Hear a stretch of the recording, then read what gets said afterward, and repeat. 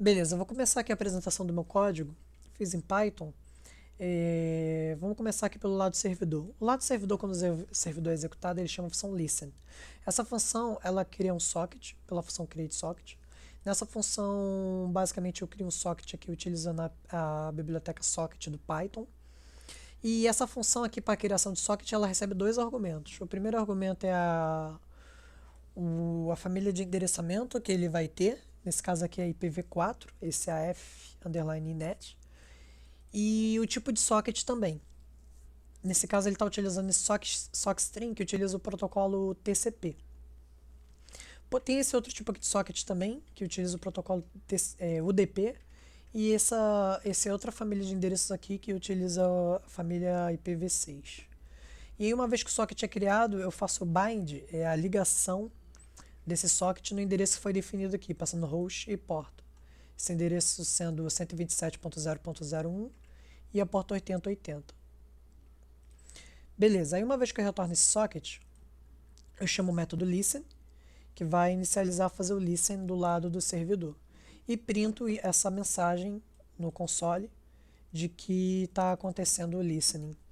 Aqui ele vai mostrar a thread atual, o nome da thread que está fazendo o listen e o endereço que está. Aqui vai aparecer main thread, porque nesse momento não foi criada nenhuma thread, né? Então ele está executando na thread principal o listening do servidor. E aí aqui começa a execução de processamento das requisições, né? Então aqui eu aceito uma requisição. Essa função accept, ela vai retornar o endereço do cliente, né, que está fazendo essa requisição e o socket do cliente. Uma vez que eu recebo esse socket do cliente, que eu aceito essa requisição, eu inicializo uma thread para processar essa requisição. Essa thread ela vai ser inicializada e nessa thread vai ser executada a função handleRequest, que está definida aqui em cima. Essa função ela recebe como argumento o socket do cliente e o nome vai ser thread underline no índice i, começando de 0 e vai incrementando de 1 toda vez que uma nova thread é inicializada. Então, na função handleRequest, que vai ser processada dentro de uma thread, ela recebe o socket do cliente, né? E ela vai também chamar essa função time.sleep 5. O que ela vai fazer? Ela vai dormir por 5 segundos, vai congelar o processamento da função por 5 segundos para simular um processo longo, um processo demorado que ocorreria nessa função. E eu uso essa função recv, que é justamente documentada aqui. Ela recebe os dados do socket e o retorno desses dados ele é do tipo bytes, um objeto bytes. E ele recebe como argumento esse buff size, que é justamente a quantidade máxima de dados que podem ser recebidos nessa mensagem. Então eu defini aqui buffer size como sendo 1024. E uma vez que a gente recebe essa mensagem do cliente, vindo do client socket, a gente pode preparar uma resposta para esse cliente. Então eu defini aqui como server received. Eu pego essa mensagem do cliente e chamo o método decode, porque como a gente viu ele é do tipo bytes, a gente quer transformar isso aqui numa string. E também coloco o nome da thread que está executando nessa requisição, essa resposta da requisição. Aí ele coloca o nome vai ser como a gente definiu aqui, né, thread underline no índice i, e o número de threads que estavam sendo executadas, né, que estavam ativas no momento que essa função handleRequest foi chamada por uma determinada thread. E aí, por fim, ele envia essa mensagem, ele faz um encode aqui a partir de uma string UTF-8 para poder passar os dados como bytes para o envio da mensagem e fecha a conexão com o cliente. Bom, do lado do servidor é isso. Agora, do lado do cliente, eu faço o import socket aqui também, similar ao que é feito no servidor, defino o buffer size do mesmo tamanho, crio um socket aqui para o cliente, client socket, passo também a família de endereços como sendo IPv4 e o tipo de socket como sendo utilizando o protocolo TCP. Aqui eu faço a conexão do cliente naquele endereço que foi especificado e preparo a mensagem que vou enviar para o servidor. Nessa linha aqui, linha 10, eu envio a mensagem para o servidor e faço o encode dessa mensagem também para bytes. E aí, por fim, depois que eu enviei a mensagem, eu recebo uma resposta do servidor utilizando aquela mesma função recv e utilizando aqui, passando como argumento o mesmo tamanho de buffer. E aí, por fim, o cliente vai printar aqui que recebeu uma resposta do servidor, sendo server response, e a resposta depois em formato de string, né, porque ela vem como bytes. E fecha a conexão aqui do cliente. Bom, é isso. Vamos mostrar aqui a execução. Primeiro eu vou colocar o servidor para rodar. Então, beleza, o servidor está rodando. Aqui a gente vê que ele mostra que está na main thread. É justamente essa linha aqui, ó. O listening ele é feito na thread principal. E no momento não foi criada nenhuma thread porque não houve nenhuma requisição. Então vamos preparar algumas requisições aqui, a execução de algumas requisições.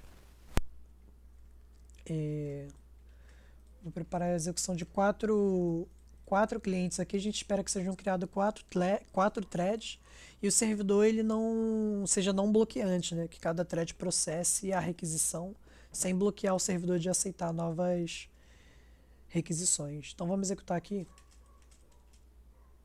Então beleza, eu executei os 4 clientes aqui, ele recebeu aceitou, né, as 4 conexões e terminou de executar aqui.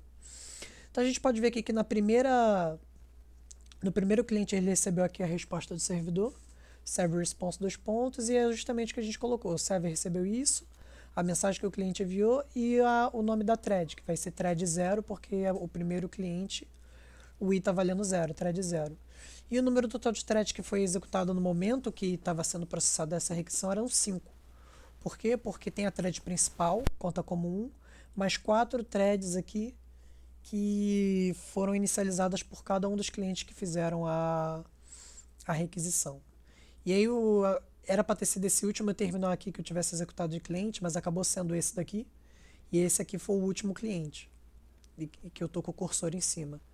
Então a mensagem dele foi que a thread que executou a requisição desse cliente foi a thread underline 3, foi a quarta thread que foi criada, e porque é indexado de 0, né? E o número de threads que tinha processando naquele momento eram 2, que era a thread principal, mais a thread que estava executando a requisição desse cliente, né? Porque uma vez que as threads aqui elas terminaram de executar, o número de threads ativas diminuiu, até que o último cliente aqui, ele teve no último cliente só tinham 2 threads ativas no momento, diferente do primeiro cliente que teve 5 threads. Bom, acho que é isso, a apresentação do código. O que eu posso fazer, eu estava querendo mostrar aqui também, é que eu fiz uma versão também do servidor bloqueante, sem a execução de threads, né? Então, por exemplo, eu tenho um servidor aqui, que é esse server block. Que a única diferença que ele tem é que, em vez de criar uma thread toda vez que a requisição chega, ele processa a requisição da thread principal mesmo. E aí, outra diferença também é que eu coloquei o listen como recebendo o argumento 5, que é só para ele não fazer o refuse da minha requisição. Aqui, ó. Ele habilita o servidor a aceitar conexões. Se o backlog for especificado, tem que ser maior do que 0. Especifica o número de conexões não aceitas que o sistema vai permitir antes de recusar novas conexões. O que acontece é que, como a thread principal vai ser bloqueada, eu defino que o número ele vai permitir até 5 conexões que não foram aceitas, uma vez que as conexões aqui elas vão estar bloqueadas, né, de receber, pois o código vai estar todo sendo executado na thread principal. E aí, caso eu não defina aqui como 5, na hora de receber novas requisições, os clientes vão ter que a sua conexão foi recusada. Então, vou colocar aqui o servidor bloqueante para executar e vou preparar aqui a chamada dos clientes. Então, beleza, vou fazer que nem eu fiz no outro código, vou executar aqui os 4 clientes, tentar fazer eles ao mesmo tempo. Beleza, e a gente pode ver aqui, ó, que ele só aceitou uma conexão. Aí processou aqui, aceitou mais outra, e aí ele processou aqui, aceitou a terceira, e depois ele vai processar a terceira e vai aceitar a quarta conexão. E é um servidor mais demorado, né, porque todos os códigos estão sendo executados na thread principal. A gente pode ver aqui que o nome da thread para os 4 clientes, diferente do exemplo anterior, em vez de ser thread underline wins, é sempre main thread, main thread, main thread, porque é a main thread que executa essas requisições. Então é isso, essa é a versão do server bloqueante, para mostrar a diferença, né, de utilizar tudo sendo executado na thread principal ou utilizar threads para processar a chegada de cada requisição. E aí, dessa forma,